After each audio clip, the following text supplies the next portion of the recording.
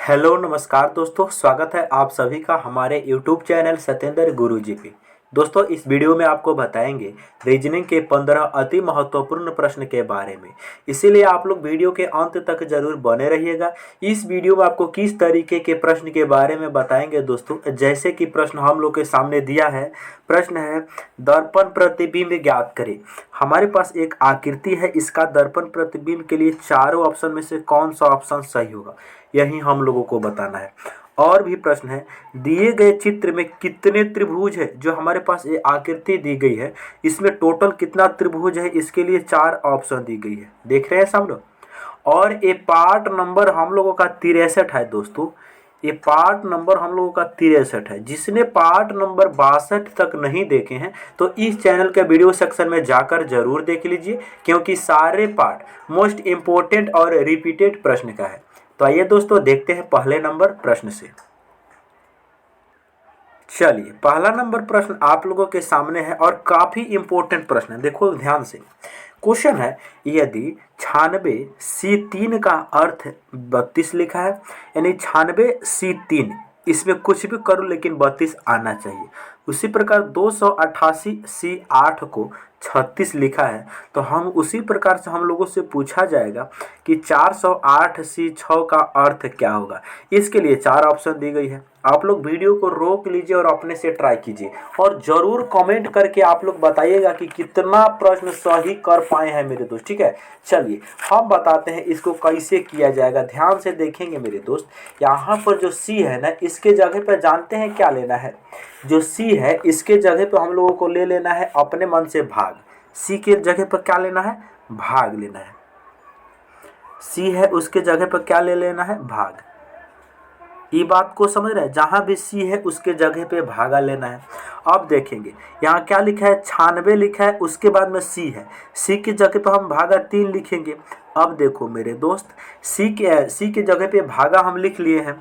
अब देखो 96 को हम भागा करेंगे 3 से, तक कितना होगा मेरे भाई, 32 होगा। बिल्कुल सही बात। और यहाँ पर हम लोग देख रहे हैं 32 तो देबे किया है।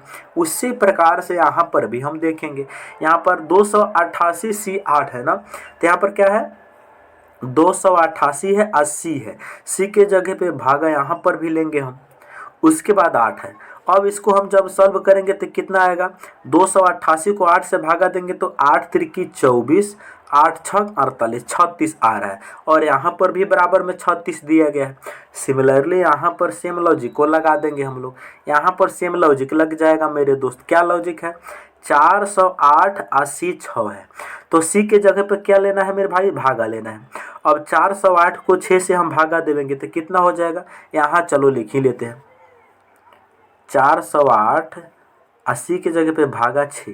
अब हम इनको करेंगे तो ये हो जाएगा 40 को 6 से भागा करेंगे तो 36, 4 पर 8 48, और 6 8 48। तो इस क्वेश्चन का राइट आंसर 68 हो जाएगा। और 68 को कौन सा ऑप्शन में रखा गया है, ऑप्शन नंबर सी में। तो इसका राइट आंसर हो जाएगा मेरे दोस्त ऑप्शन नंबर सी। ठीक है, तो मैं उम्मीद करता हूँ कि दोस्तों ये क्वेश्चन भी आपको समझ में आ गया होगा। चलिए अगले क्वेश्चन की ओर अब हम लोग बढ़ते हैं। अगला क्वेश्चन है, विषम की पहचान करें। हमारे पास 4 ऑप्शन दी गई है, इन चारों ऑप्शन में से कौन सा विषम है यही बताना है हम लोगों को। तो ध्यान से देखेंगे मेरे दोस्त। यहाँ पर देखिए, यहाँ ऑप्शन नंबर सी में 20 से 18 बना है। यहाँ पर -2 किया जाएगा। कैसे, 20 में से -2 करेंगे तो 18 बन जाएगा। बिल्कुल सही बात है। यहाँ देखेंगे ऑप्शन नंबर बी में हम लोग देख रहे हैं 15 से 13 बनाया है। 15 से 13 बनाया है, -2 किया गया है। समझ रहे हैं, बिल्कुल सही बात है। ऑप्शन नंबर ए में हम देख रहे हैं, यहाँ भी सेम लॉजिक, -2। कैसे, 14 - 2 12। जबकि मेरे दोस्त ऑप्शन नंबर डी में ऐसा बात नहीं है, यहाँ पर -6 हो रहा है। समझ रहे हैं। तो option number a, option number b, option number c, पहले नंबर में से -2 करने के बाद दूसरा नंबर बन रहा है। लेकिन ऑप्शन नंबर डी में ऐसा बात नहीं है, इसीलिए इसका राइट आंसर हो जाएगा ऑप्शन डी। ठीक है, तो मैं उम्मीद करता हूं दोस्तों एक क्वेश्चन भी आपको समझ में आ गया होगा। ठीक है, चलिए नेक्स्ट क्वेश्चन की तरफ अब हम लोग चलते हैं। अगला क्वेश्चन, दिए गए शब्द को शब्दकोश के अनुसार व्यवस्थित करने पर कौन सा शब्द दूसरे स्थान पर आएगा। ये हमारा डिक्शनरी का क्वेश्चन है मेरे दोस्त, और एसएससी CHSL टीयर 1 14/3/2023 में फर्स्ट शिफ्ट में इस क्वेश्चन को पूछा गया है। बहुत इंपॉर्टेंट क्वेश्चन है। चलिए, तो यहाँ पर हम लोग डिक्शनरी का लॉजिक फॉलो करेंगे, और डिक्शनरी एक्चुअल में होता क्या है। डिक्शनरी में जितना लेटर ए से है वो पहले आता है, उसके बाद आता है बी से, उसके बाद आता है सी से, उसके बाद आता है डी से। ठीक है, तो चलेंगे, यानी जो डिक्शनरी में एक्चुअल हम लोग करेंगे क्या, जो लेटर पहले आएगा उसे पहले लेंगे, जो लेटर बाद में आएगा उसे बाद में लेंगे। तो चलिए, तो यहाँ पर हम लोग देख रहे हैं सारे वर्ड में DIE DIE DIE DIE DIE सारे वर्ड में कॉमन है। जब यह कॉमन है तो इसके बेस पे तो हम नहीं बता सकते हैं कि पहले कौन सा वर्ड आएगा। तो अब हम यहाँ पर इसके अगला जो लेटर है उस पर फोकस करेंगे। देखो, पहला वर्ड में यहाँ पर T है, दूसरा वर्ड में S है, तीसरा वर्ड में S है, चौथा वर्ड में L है, पांचवा वर्ड में S है। तो ये बताइए TSL, इसमें सबसे पहले कौन आता है भाई, तो सबसे पहले आता है L। तो इसका मतलब जो L वाला वर्ड है ये चौथा है, तो ये चौथा वर्ड आ जाएगा पहले। बहुत बढ़िया। इसके बाद कौन आएगा, T और S वाले में से कौन आएगा, तो सबसे पहले S वाला आएगा। तो S वाला तो हमारा 3 है, अब 3 दूसरा तीसरा पांचवा है, तो S के बाद हम कंपेयर करेंगे, S के बाद S के बाद T है, S के बाद यहाँ भी T है, S के बाद यहाँ भी T है। ठीक है, अब हम देखेंगे T के बाद वाले लेटर को फोकस करेंगे। T के बाद यहाँ पर R है, T के बाद यहाँ भी R है, T के बाद यहाँ पर O है। तो ये बताइए R पहले आता है कि पहले O आता है, तो मेरे भाई पहले आता है O। तो O यानी कि पांचवा वर्ड जो है ये आ जाएगा इसके बाद में पांचवा वर्ड आ जाएगा। अब देखो मेरे भाई, यहाँ दूसरा और तीसरा वर्ड में कंपेयर करो, यहाँ पर R के बाद यूँ है, यहाँ भी R के बाद यूँ है। अब देखो M और S में सबसे पहले कौन आता है, तो सबसे पहले M आता है, इसका मतलब जो तीसरा वर्ड है ना इसके बाद आ जाएगा। चलिए, और हमारे पास क्या बचा, ये जो दूसरा वर्ड है ये आ जाएगा, ये आ जाएगा यहाँ पर चौथे स्थान पर, और जो पहला बचा ये चला जाएगा पांचवें स्थान पर। तो ये बात को आप लोग समझ रहे हैं। हम लोगों से पूछा गया कि दूसरे स्थान पर कौन आएगा, तो यहाँ पर हम लोग देख रहे हैं दूसरे स्थान पर क्या है, पांचवा जो वर्ड है यही आ रहा है दूसरे स्थान पर।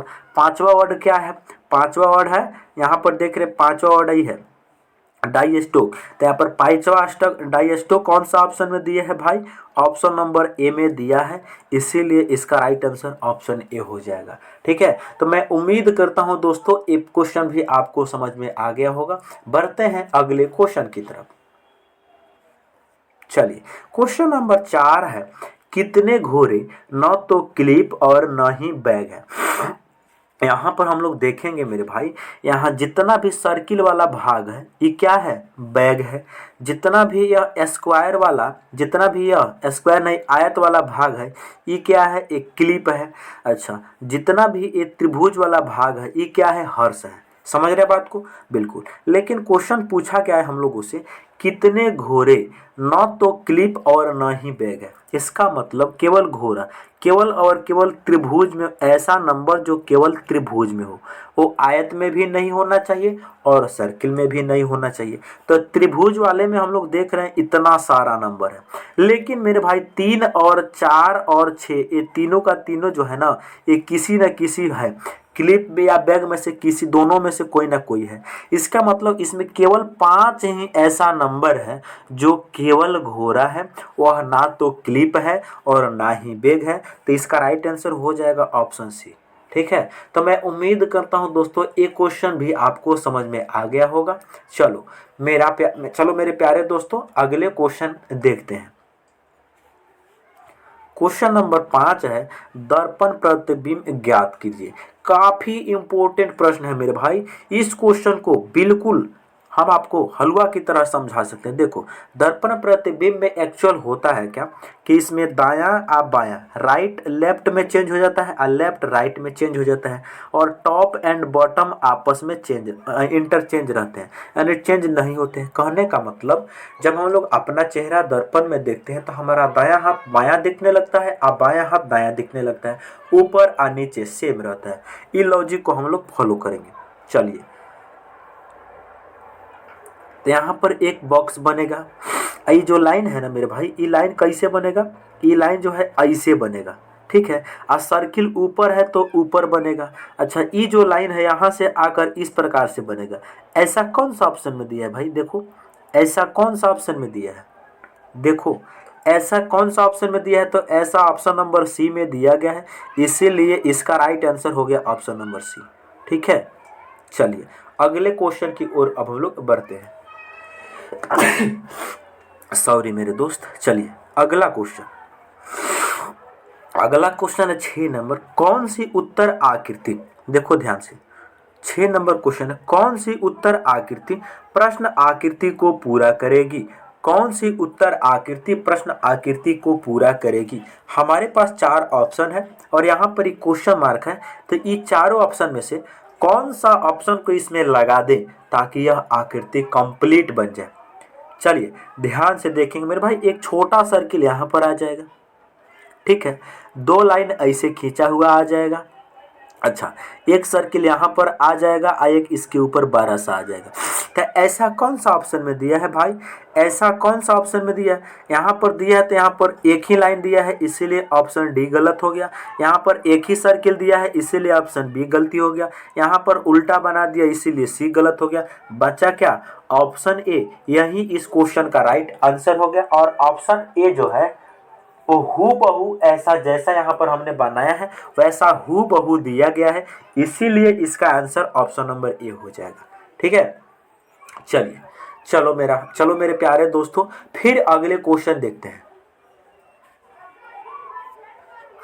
अगला क्वेश्चन 7 नंबर है। ए बी का भाई है, सी ए की बेटी है, ई बी का बेटा है, और सी और ई किस तरह से संबंधित है।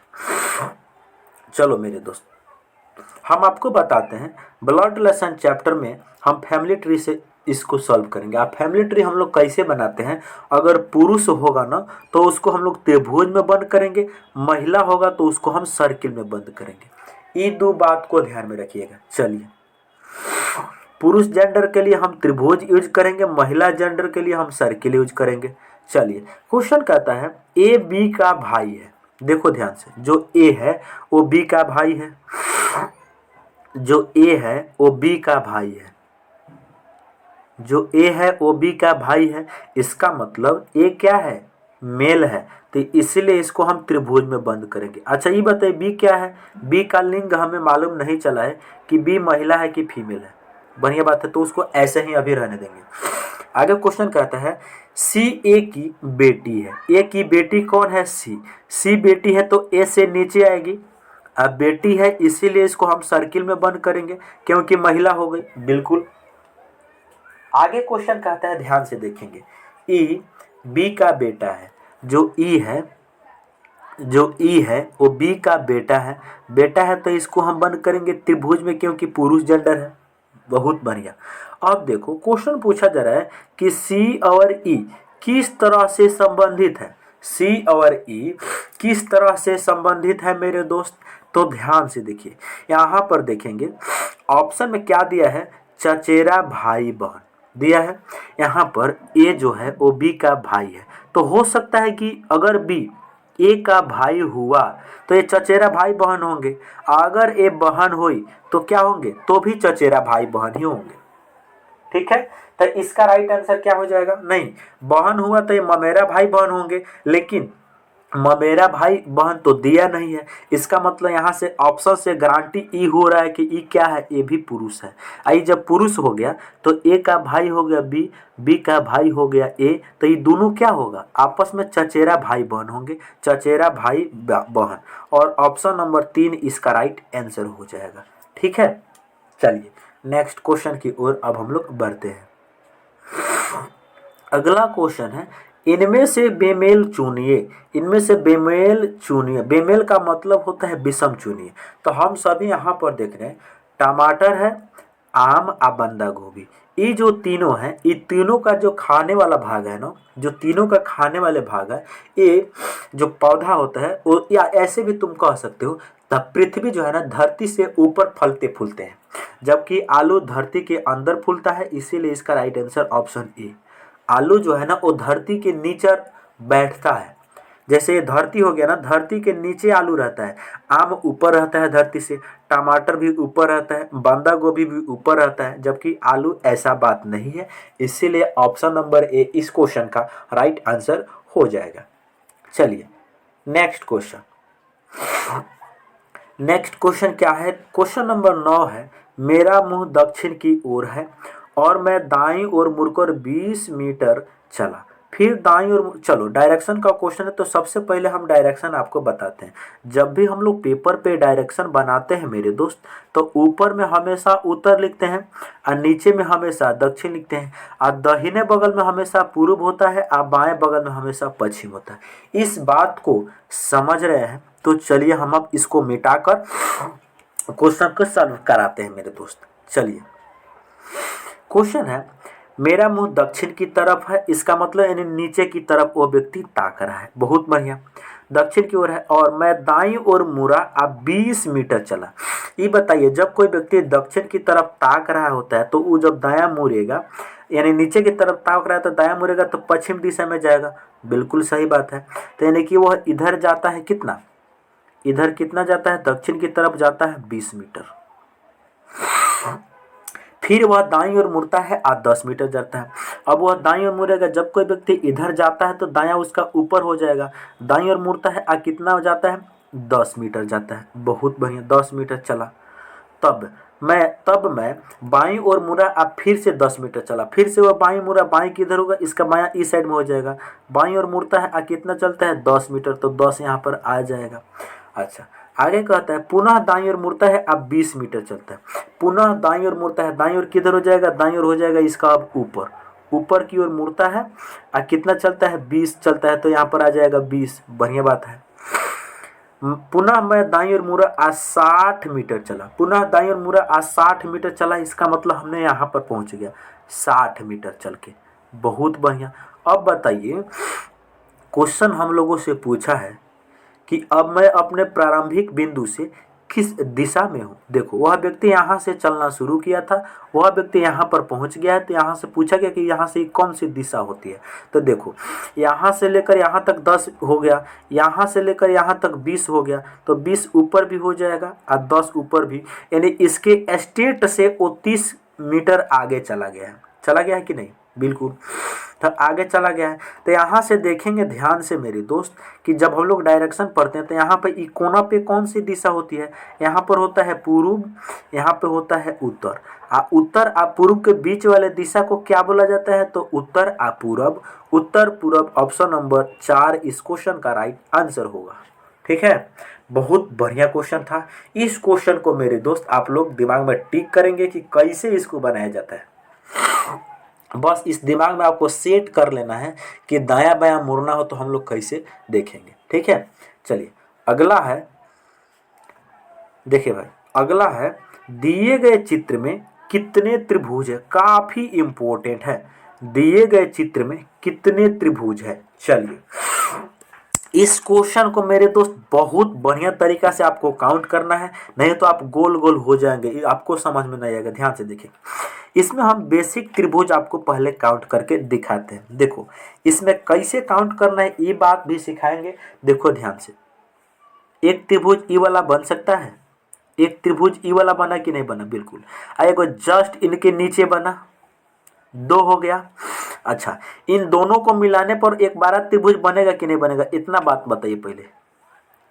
इनको मिलाने के बाद यहाँ से 3 त्रिभुज आया, जितना हमने कलर किए हैं, क्या यहाँ से 3 त्रिभुज आएगा? एगो ये छोटा वाला, एगो ऊपर छोटा वाला, एगो ये पूरा 12 वाला बनेगा। बिल्कुल सही बनेगा।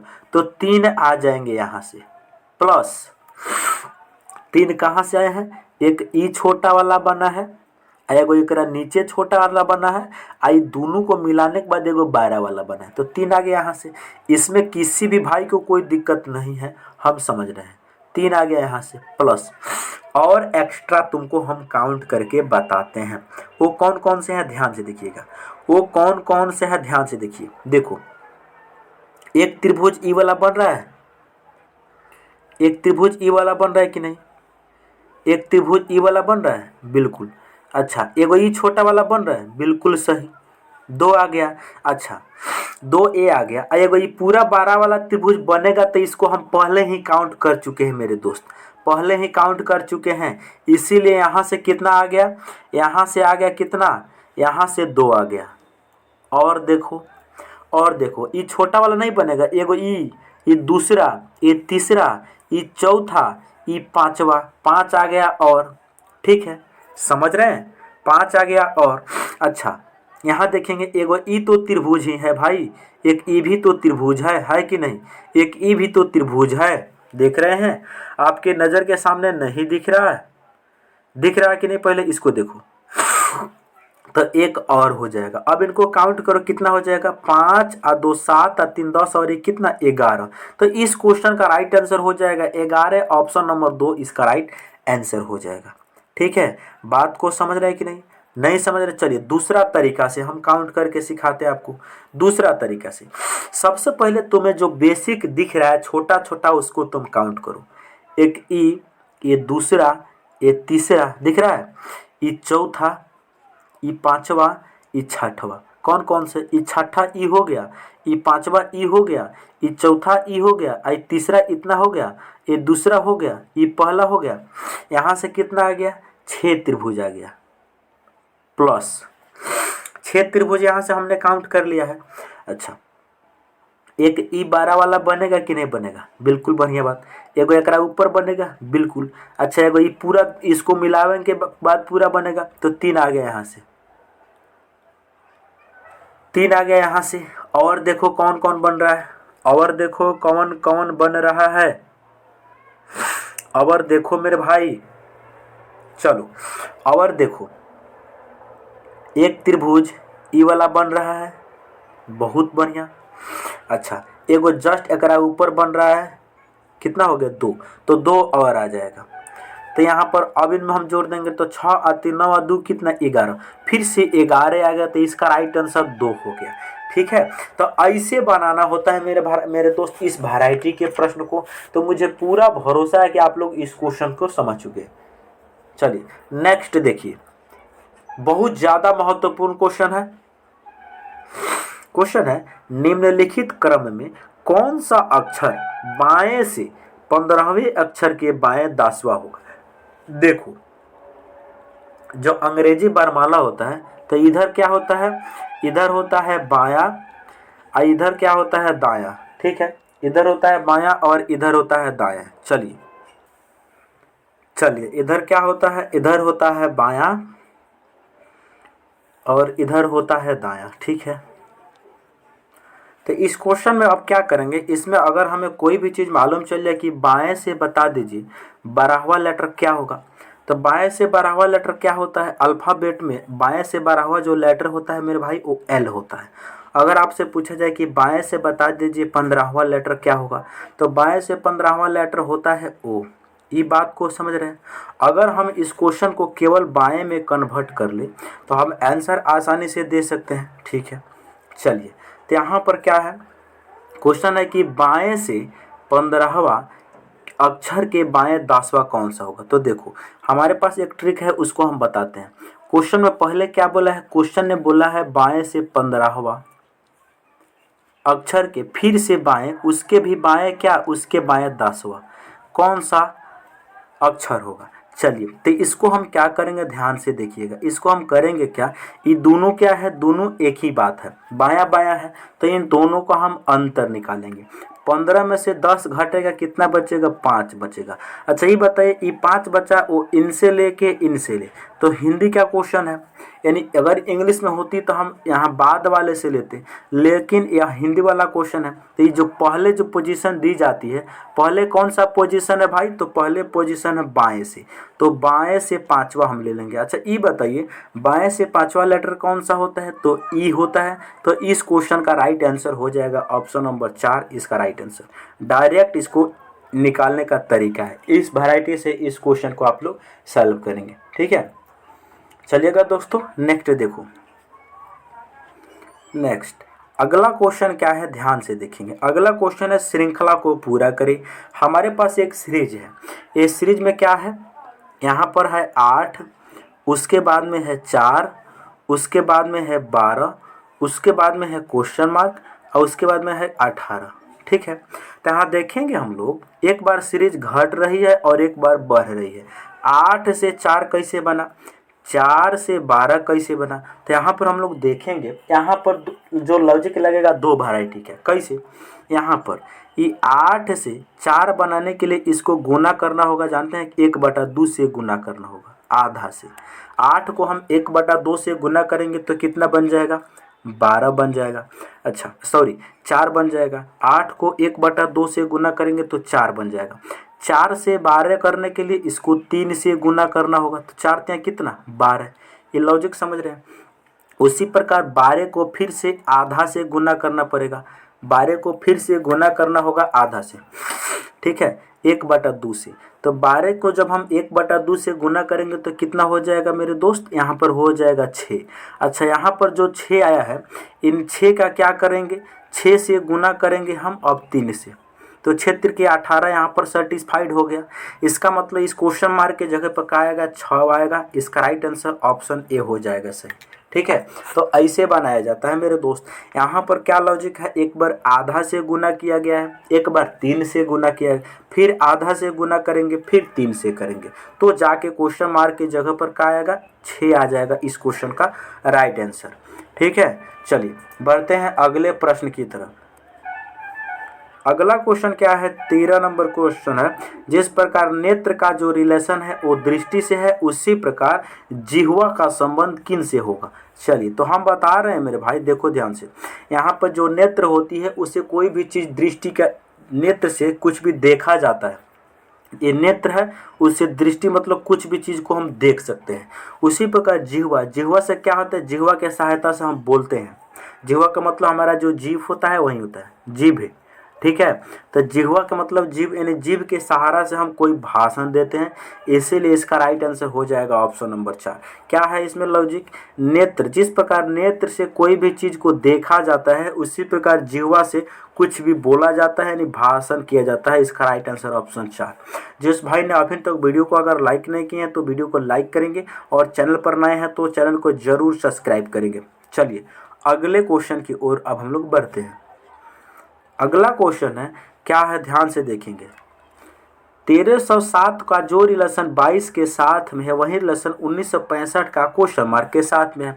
चलेंगे तो यहाँ पर जो लॉजिक है ध्यान से देखेंगे। 13 जो 7 है, इनका जो संबंध है वो 22 के साथ में है।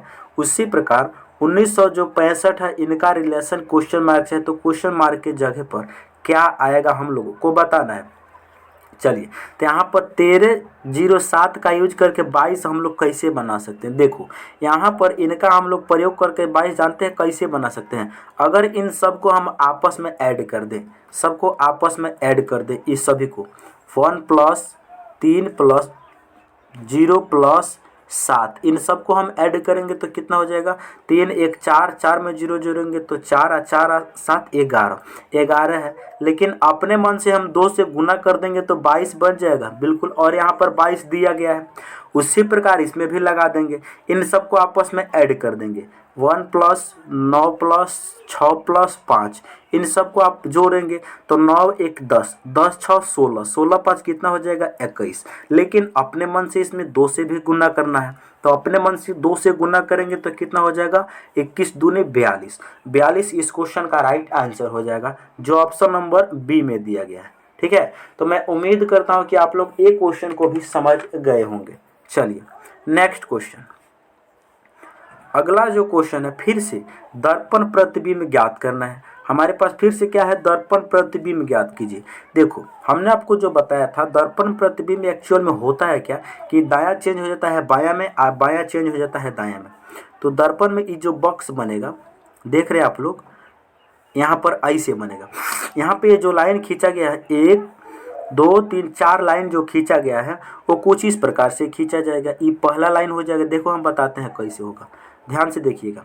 यहाँ पर एक ऐसे लाइन खींचा जाएगा, उसके बाद यहाँ से ऐसे खींचा जाएगा, फिर ऐसे खींचा जाएगा, फिर ऐसे। ऐसा कौन सा ऑप्शन में है, देखो ऐसा कौन सा ऑप्शन में, तो ऐसा ऑप्शन नंबर सी में है। इसीलिए इसका राइट आंसर ऑप्शन सी हो जाएगा, क्योंकि दर्पण के यहाँ पर दर्पण के इस साइड में दायां बगल में ई है, तो बायां बगल में यहाँ पर यही ना आएगा। इसीलिए इसका right answer option number c हो जाएगा सही। ठीक है, चलिए। तो मैं उम्मीद करता हूं कि आप इन सारे प्रश्न को बहुत ही अच्छे तरीक़ा से समझ गए होंगे। यदि आप हमारे चैनल पर पहली बार आए हैं तो चैनल को ज़रूर सब्सक्राइब करें और साथ ही साथ बेल आइकॉन को ऑन कर लीजिए, ताकि मैं जब वीडियो डालूं तो नोटिफिकेशन सबसे पहले आपके पास पहुंचे। ओके दोस्तों, मिलते हैं अगले वीडियो में। जय हिंद।